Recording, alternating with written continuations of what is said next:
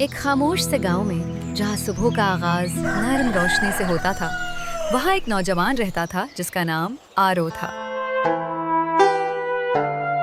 आरो हर दिन उसी कच्ची सड़क पर चलता था, इसलिए नहीं कि वो रुक गया था, बल्कि इसलिए कि वो अपने सफर पर यकीन रखता था।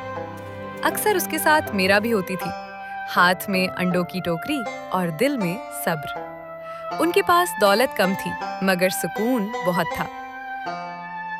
गांव के लोग बातें करते थे, कहते थे, इतनी मेहनत का क्या फायदा, हर दिन वही रास्ता क्यों? आरू सुनता था, मगर रुकता नहीं था, क्योंकि आरू जानता था तरक्की हमेशा शोर नहीं मचाती, कभी-कभी वो खामोशी से आगे बढ़ती है। हर सुबह जब गांव जागने से पहले आरू दूध के बर्तन उठाता था। हर शाम मेरा मुस्कुराकर उसका इंतजार करती थी। ना शिकायत, ना बहाना, सिर्फ मेहनत। फिर एक मुश्किल वक्त आया, काम कम हो गया, पैसे की तंगी बढ़ गई और खौफ फैल गया। बहुत से लोग हार मान गए, उन्होंने किस्मत का इंतजार किया, मगर आरू नहीं रुका। एक दिन मीरा ने नरमी से पूछा, क्या तुम इस रास्ते से थक नहीं गए?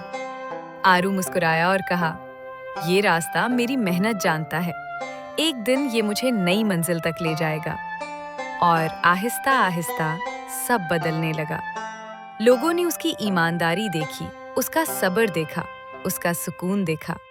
मौके आए, अचानक नहीं, खामोशी से। सालों बाद भी आरो उसी रास्ते पर चल रहा था, मगर अब लोग उसका इंतजार करते थे।